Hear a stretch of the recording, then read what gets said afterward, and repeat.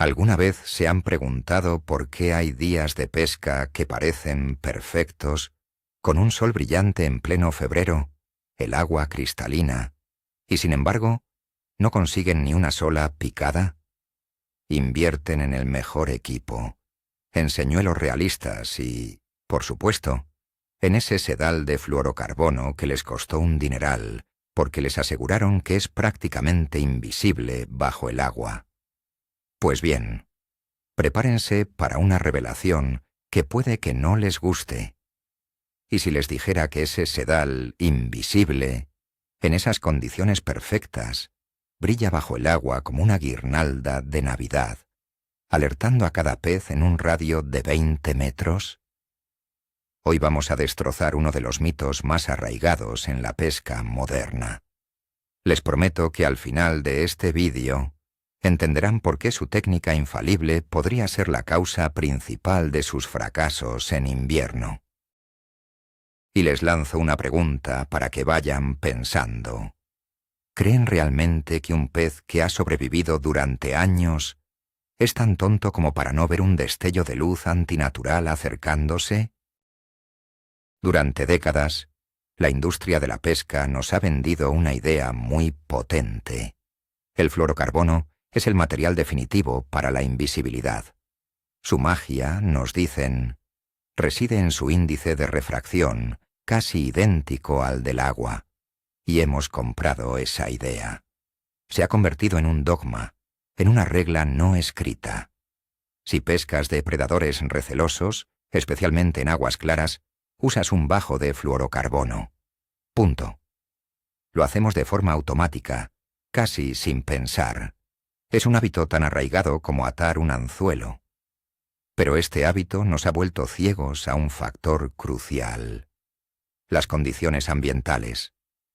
Nos hemos obsesionado tanto con el material que hemos olvidado la física más básica, la forma en que la luz se comporta, especialmente en invierno, cuando los peces están más letárgicos, más desconfiados, y examinan cada detalle con una parsimonia exasperante. Es en este escenario de máxima exigencia donde nuestra confianza ciega en la invisibilidad del fluorocarbono se convierte en nuestro mayor enemigo. Empecemos por el principio, desmontando el mito de la invisibilidad total. Cuando nos dicen que el índice de refracción del fluorocarbono es casi idéntico al del agua, la palabra clave es casi. No es idéntico. Existe una pequeña, minúscula diferencia. En la mayoría de las situaciones, esta diferencia es tan insignificante que, en la práctica, la línea es funcionalmente invisible. Imaginen que vierten un chorrito de agua muy pura en un vaso de agua del grifo. Apenas notarían la diferencia. Esa es la idea que nos han vendido y que funciona el 80% del tiempo. Sin embargo, en la pesca de precisión, donde cada detalle cuenta, esa minúscula diferencia es como una grieta en una armadura perfecta. Es un punto débil que, bajo las circunstancias adecuadas, puede ser explotado. Y el sol bajo de invierno es el especialista en encontrar y explotar precisamente esa grieta. Así que el primer paso es aceptar que no estamos manejando un material mágico de invisibilidad, sino un material de muy bajo perfil, que no es lo mismo. Ahora hablemos del sol, el verdadero protagonista de esta historia. Piensen en el sol de verano. En julio o agosto, a mediodía, el sol está directamente sobre nuestras cabezas. Sus rayos caen de forma casi perpendicular sobre la superficie del agua, como si la apuñalaran desde arriba. Esta luz vertical penetra profundamente, iluminando la columna de agua de una manera relativamente uniforme. En este escenario, la pequeña diferencia de refracción de nuestro sedal de fluorocarbono apenas se nota. La luz lo atraviesa sin apenas desviarse, manteniendo la ilusión de invisibilidad casi intacta. Es la condición ideal para la que el fluorocarbono fue diseñado y por la que se ganó su fama. El problema es que nosotros, como pescadores, no guardamos las cañas durante 6 meses al año. Pescamos todo el año y asumimos, erróneamente, que las propiedades de nuestro equipo se mantienen constantes, cuando en realidad el entorno está cambiando radicalmente, y con él las reglas del juego de la luz. Y aquí llega el villano, el sol de febrero. Este no es el sol potente y cenital del verano. Es un sol tímido, bajo en el horizonte, que se asoma casi de forma horizontal. Sus rayos no caen a plomo, sino que rozan la superficie del agua con un ángulo muy, muy agudo. Imaginen que intentan iluminar una habitación con una linterna apuntando desde el suelo en lugar de desde el techo. La luz se estira, crea sombras larguísimas, y lo más importante para nosotros, se refleja de una manera completamente distinta en cualquier objeto cilíndrico. Este ángulo de incidencia tan bajo es el cómplice perfecto para que nuestro sedal, supuestamente sigiloso, se transforme. Es un principio de óptica elemental que ignoramos mientras montamos nuestros aparejos, convencidos de nuestra superioridad tecnológica.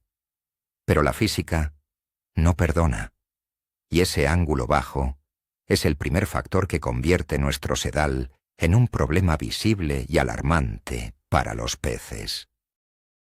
Veamos cómo interactúa esa luz rasante con nuestro sedal.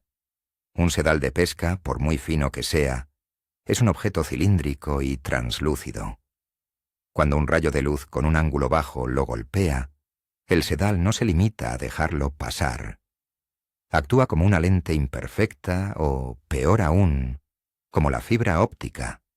Una parte de la luz se refracta al entrar, pero debido al ángulo y a la curvatura de la superficie, una cantidad significativa de esa luz se refleja. No es una reflexión suave y difusa, es una reflexión especular, un destello concentrado y brillante. Piensen en el reflejo del sol en un trozo de vidrio roto en el suelo. No ilumina toda la zona, sino que lanza un destello cegador si lo miras desde el ángulo correcto. Nuestro sedal hace exactamente eso bajo el agua. Cada pequeño movimiento, cada vibración, hace que este cilindro translúcido lance pequeños pero intensos destellos de luz en múltiples direcciones. Y esos destellos son cualquier cosa menos invisibles. Este fenómeno se conoce como efecto glint o destello. No es un brillo constante, lo que sería menos alarmante. Es una serie de flashes intermitentes y agudos. Imaginen la escena desde la perspectiva del pez. Está en su apostadero, tranquilo, observando. De repente, a lo lejos, percibe un flash, luego otro. Son señales de luz erráticas, antinaturales, que aparecen de la nada en la columna de agua. No se parece a nada que exista en su entorno natural, excepto quizás a una cosa, el destello de las escamas de otro pez en movimiento. Y un destello así puede significar dos cosas para un depredador. O es una presa potencial, o más probablemente es un competidor o un depredador más grande, cuyo cuerpo refleja la luz. En cualquiera de los dos casos, es una señal que dispara una alerta máxima. La cautela se apodera del pez. Antes incluso de que nuestro señuelo entre en su campo de visión efectivo, el pez ya está en modo de defensa o huida. Debemos comprender cómo funciona la visión de los peces para entender la magnitud del problema. Los peces, especialmente los depredadores, han evolucionado durante millones de años para detectar el movimiento y los contrastes. Su supervivencia depende de ello. Su sistema visual está increíblemente adaptado para captar cualquier cosa que rompa la monotonía del entorno acuático. Un destello de luz es, posiblemente, la señal más potente que pueden recibir. Es un pico de información visual que sobresale por encima de todo lo demás. No necesitan ver la forma del sedal. No necesitan identificarlo como una línea de nylon. Solo necesitan ver el flash. Ese flash es un grito en medio del silencio. Es como si nosotros, caminando por un bosque en silencio, escucháramos el chasquido metálico de un cerrojo de rifle. No necesitamos ver el rifle para saber que algo va muy mal. Para el pez, ese destello es el equivalente a ese chasquido metálico. Hablemos de la distancia, 20 metros. ¿Por qué esa cifra? No es un número al azar. A 20 metros, un depredador como una lucioperca o un lucio en aguas claras tiene un control casi total de su entorno. Es su zona de alerta temprana. A esa distancia, no puede distinguir los detalles finos de un señuelo, pero sí puede detectar perfectamente un estímulo tan potente como un flash de luz. El cono de visión de un pez es amplio, y su capacidad para detectar estímulos en la periferia es excepcional. Cuando nuestro señuelo está a 20 metros, el sedal que se extiende desde la puntera de la caña hasta él está cortando el agua en un ángulo que es ideal para producir estos destellos. El pez no ve el señuelo. Ve primero la cadena de destellos que lo anuncian. Es como si el ladrón, antes de entrar a robar, enviara una bengala para anunciar su llegada. Cuando nuestro señuelo finalmente llega a la zona de ataque, a unos 5 o 10 metros, el pez ya ha tomado su decisión hace mucho tiempo. No quiere saber nada. Visualicen una escena real, una que seguramente han vivido. Es una mañana de febrero, fría pero con un sol radiante. El agua del embalse está increíblemente clara. Se ve el fondo a varios metros. Es el día perfecto. Están lanzando un vinilo con una presentación sutil, buscando lucios o grandes percas. Ven actividad, incluso siguen su señuelo, pero en el último momento, justo cuando van a atacar, se dan la vuelta y se marchan sin ninguna razón aparente. ¿A qué les suena? Culpamos al señuelo, al color, a la velocidad de recogida. Cambiamos todo, pero el resultado es el mismo. Lo que no estamos viendo es que, con el sol a nuestra espalda o de lado, cada vez que movemos la caña, el sedal está emitiendo una lluvia de pequeños destellos que viajan por delante del señuelo. El pez no está rechazando el señuelo, está huyendo de la perturbación lumínica que lo precede. Está huyendo del rastro de ruido visual que dejamos sin ser conscientes de ello. ¿Son todos los sedales de fluorocarbono iguales frente a este problema? La respuesta es no, pero las diferencias son de grado, no de tipo. El diámetro es el factor más crítico. Un bajo de línea de 0,50 milímetros, usado para el lucio, va a reflejar muchísima más luz que uno de 0,20 para la trucha. Su superficie es mayor y presenta un perfil más grande para que la luz incida sobre él. La calidad del material también influye. Algunos fluorocarbonos de alta gama tienen un acabado más mate o una estructura molecular que difumina un poco más la luz, pero ninguno elimina el problema por completo. La física es implacable. Cualquier objeto cilíndrico y translúcido producirá un destello bajo estas condiciones. Por lo tanto, pensar que gastando más dinero en una marca premium nos libraremos del problema es un error. Quizás reduciremos el efecto en un 10 o un 20%, pero el destello fundamental seguirá ahí, alertando a los peces más astutos. El factor de la claridad del agua es un multiplicador terrible. Este fenómeno de reflexión del sedal es problemático en cualquier condición de sol bajo, pero se convierte en un desastre en aguas claras. El invierno a menudo nos regala aguas con una visibilidad excepcional. La materia orgánica en suspensión disminuye por el frío y el agua se vuelve transparente como el cristal. En estas condiciones, la luz solar penetra más profundamente y con mayor intensidad. Un destello que en aguas turbias se disiparía en un par de metros, en aguas claras puede viajar 10, 15 o los 20 metros que mencionamos. Por lo tanto, justo cuando más necesitamos el sigilo, cuando los peces pueden vernos desde más lejos y con más detalle, es cuando nuestro equipo nos traiciona de la forma más espectacular. Es la paradoja del pescador de invierno. Las condiciones que nos permiten localizar visualmente a los peces son las mismas que hacen que nuestro sedal sea extremadamente visible para ellos. No tienen por qué creerme a pies juntillas. Pueden hacer un experimento muy sencillo en casa que les abrirá los ojos. Cojan un vaso grande y transparente y llénenlo de agua. Ahora corten un trozo de su sedal de fluorocarbono favorito, el más caro que tengan. Sumérjanlo en el agua. Desde arriba, con la luz del techo, apenas se verá. Es la magia que conocemos. Pero ahora viene lo interesante. Apaguen la luz de la habitación y cojan una linterna. La del móvil sirve. No apunten desde arriba. Coloquen la linterna al nivel del vaso, apuntando con un ángulo bajo, casi horizontal. Muevan el sedal lentamente. Observen. Verán con sus propios ojos cómo el sedal cobra vida, lanzando destellos brillantes y nítidos con cada movimiento.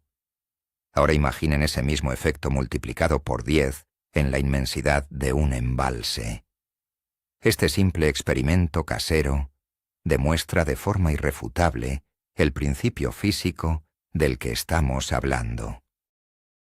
Es una revelación que cuesta asimilar. Entonces, si el fluorocarbono es el problema, ¿cuál es la alternativa? Volvamos a lo básico. Hablemos del monofilamento de nylon. Durante años lo hemos denigrado por ser más visible, por tener más memoria y por ser menos resistente a la abrasión. Todo eso es cierto. Sin embargo, el nylon tiene una propiedad interesante. Es menos denso y su superficie es, a menudo, menos cristalina que la del fluorocarbono.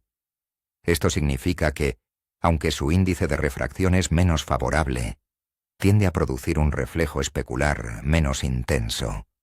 Su brillo es más difuso, menos parecido a un flash. En un día soleado de invierno, un monofilamento de buena calidad y color neutro podría ser, paradójicamente, una opción más sigilosa que el carísimo fluorocarbono. No es una solución perfecta, porque sigue siendo visible, pero su visibilidad es de otro tipo, una presencia más constante y menos alarmante que una serie de destellos agudos y repentinos. La mayoría usamos trenzado como línea principal, con un bajo de fluorocarbono. ¿Soluciona algo usar un bajo más corto? La respuesta es, lamentablemente, no. De hecho, podría empeorarlo. El problema no está en los 20 metros de línea que tenemos fuera de la caña, sino en el tramo final, el metro o metro y medio, que está más cerca del señuelo. Esa es la sección que el pez examina con más detalle justo antes de decidirse a atacar. Es en esa zona crítica donde se producen los destellos más delatadores. Un bajo corto no mitiga el problema, simplemente lo concentra más cerca de la acción. El pez sigue viendo la misma señal de alarma, solo que la ve justo al lado del cebo que le estamos ofreciendo. Por lo tanto, la longitud del bajo no es la solución. La clave está en el material del que está hecho ese último y crucial tramo de línea. Existe una tercera vía, una opción que muchos pescadores han olvidado: los sedales de copolímero. Estos son híbridos que intentan combinar las mejores propiedades del monofilamento y del fluorocarbono. A menudo, tienen un núcleo de nylon para la flexibilidad y un recubrimiento de fluorocarbono para la resistencia a la abrasión y una menor visibilidad. ¿Cómo se comportan frente al sol de invierno? Pues suelen ser un buen término medio.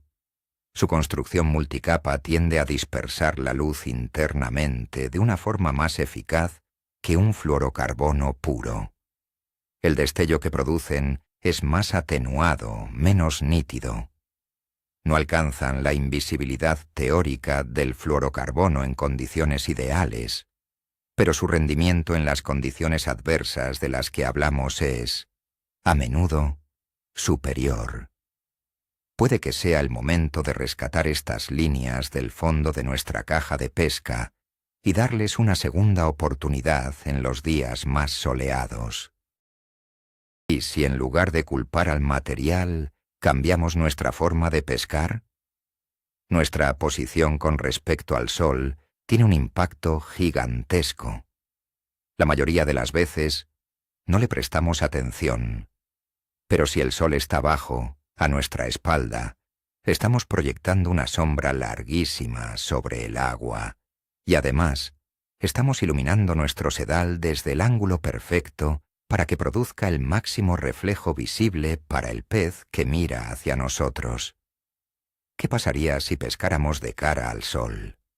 Sería más incómodo para nosotros, sí, pero desde la perspectiva del pez, nuestro sedal estaría a contraluz, creando una silueta oscura en lugar de un destello brillante. Una silueta es mucho más natural y menos alarmante que un flash. Simplemente cambiando de orilla o modificando el ángulo de nuestros lances para tener el sol de frente, podemos reducir drásticamente la visibilidad de cualquier tipo de sedal. Es una solución táctica, no de material, y es completamente gratis. Muchos podrían pensar, bueno, pero yo pesco a 10 metros de profundidad. La luz apenas llega allí. Esto es otro error común. En las aguas claras del invierno, la penetración de la luz es sorprendentemente alta. Esos rayos de sol con ángulo bajo, aunque parezcan débiles, viajan a través del agua clara con mucha eficacia. Un destello producido en la superficie o a 1 metro de profundidad puede ser perfectamente visible para un pez que está a 10 metros, mirando hacia arriba. Los depredadores a menudo cazan desde abajo hacia arriba, utilizando la superficie iluminada para recortar la silueta de sus presas. En ese escenario, nuestro sedal destellante se convierte en una línea de luces de neón que atraviesa su campo de visión. Así que no, la profundidad no es un escudo protector contra este problema, especialmente en las condiciones de alta visibilidad que son tan comunes en la temporada de frío. Hagamos un último esfuerzo por meternos en la cabeza del pez. Imaginen que son una lucioperca de buen tamaño, suspendida cerca del fondo. Su mundo es un juego de sombras y luces tenues. Cualquier cosa que se mueva o brille es analizada al instante. De repente, su ojo capta una secuencia de destellos. No es el brillo suave y ondulante de la luz del sol en la superficie. Son flashes agudos, rítmicos, que se mueven en una línea recta hacia su posición. Su instinto pulido por miles de generaciones le grita «peligro». Algo antinatural se acerca. El cerebro del pez ni siquiera procesa la idea de un señuelo. La decisión de rechazo se toma mucho antes, basada únicamente en esa perturbación lumínica. El señuelo pasa por delante, moviéndose perfectamente, pero la lucioperca ya está en alerta y lo ignora por completo. No es que no haya querido comer, es que nuestro descuido con el sedal la ha asustado mucho antes de que tuviera la oportunidad de hacerlo. Lo que estamos haciendo aquí es algo muy importante. Estamos rompiendo un estándar de facto, una creencia que hemos aceptado sin cuestionarla. La idea de que fluorocarbono es igual a invisible y por tanto siempre es mejor, es una simplificación excesiva y, como hemos visto, peligrosa para nuestro éxito en la pesca. No se trata de decir que el fluorocarbono es malo. Es una herramienta fantástica en las condiciones adecuadas. Pero no es una solución universal. La pesca inteligente consiste en adaptarse, y adaptarse significa entender que nuestro equipo no funciona en un vacío, sino que interactúa con el entorno. Debemos empezar a pensar en nuestro bajo de línea, no como una constante, sino como una variable que debemos ajustar en función de la estación del año, la hora del día, la claridad del agua y, sobre todo, el ángulo del sol. Es hora de dejar de seguir dogmas y empezar a observar y pensar por nosotros mismos. Esta no es una teoría loca sacada de la nada. Si prestan atención, verán que muchos pescadores de competición de alto nivel ya están aplicando estos principios, aunque no siempre hablen de ello abiertamente. En torneos de pesca en aguas claras durante el invierno, algunos profesionales optan por monofilamentos de alta calidad o copolímeros en lugar de fluorocarbono en días soleados. Otros utilizan marcadores indelebles de color mate para pintar el último metro de su bajo de línea, rompiendo su capacidad de reflejar la luz. Son pequeños trucos que marcan la diferencia entre subir al podio o volver a casa con las manos vacías. No lo hacen por capricho, lo hacen porque han observado, han experimentado y han llegado a la misma conclusión. En un día soleado de invierno, el sigilo lumínico es tan importante como la presentación del señuelo, y el fluorocarbono estándar puede ser tu peor enemigo. Entonces, ¿cuál es la solución práctica que pueden aplicar en su próxima salida de pesca? Es muy simple. Preparen un plan B. Si el pronóstico anuncia un día soleado y van a pescar en aguas relativamente claras, monten una de sus cañas con un bajo de línea alternativo. Prueben con un buen monofilamento de un color discreto, como verde musgo o gris. O busquen un copolímero de calidad. Durante la jornada, si notan que los peces están recelosos y rechazan los señuelos, cambien a la caña con el bajo alternativo. O, como solución de campo, lleven un rotulador permanente de color negro o marrón y pinten el último metro de su bajo de fluorocarbono. Este simple acto de romper la superficie reflectante del sedal puede tener un impacto asombroso. No se trata de abandonar el fluorocarbono para siempre, sino de tener la herramienta adecuada para cada situación. Y, sobre todo, de entender por qué la estamos usando. En resumen, el gran descubrimiento de hoy es brutalmente simple. Nuestro sedal de fluorocarbono, ese en el que tanto confiamos por su invisibilidad, puede convertirse en nuestro peor enemigo en los días soleados de invierno. El ángulo bajo del sol lo transforma en un emisor de destellos que asusta a los peces mucho antes de que vean nuestro señuelo. El momento eureka es darse cuenta de que el problema no es el material en sí, sino nuestra aplicación ciega de una regla sin tener en cuenta las condiciones. La física de la luz es más importante que el marketing del fabricante. Esto lo cambia todo. Ya no podemos simplemente coger el carrete de fluorocarbono por defecto. Ahora tenemos que mirar al cielo, mirar el agua y preguntarnos, ¿cuál es la opción más sigilosa para hoy? Esto nos obliga a ser pescadores más completos, más observadores y, en última instancia, más eficaces. Gracias por haberme acompañado en este análisis profundo. Si este vídeo les ha volado la cabeza, tanto como a mí la primera vez que entendí este concepto, les pido que dejen un buen like y se suscriban para no perderse más secretos como este. Y ahora, la pregunta final para el debate. Ahora que saben esto, ¿Van a seguir usando el mismo sedal de fluorocarbono en los días soleados de invierno? ¿O van a probar algo diferente? Cuenten en los comentarios cuál es su plan de ataque. Leemos todas sus estrategias.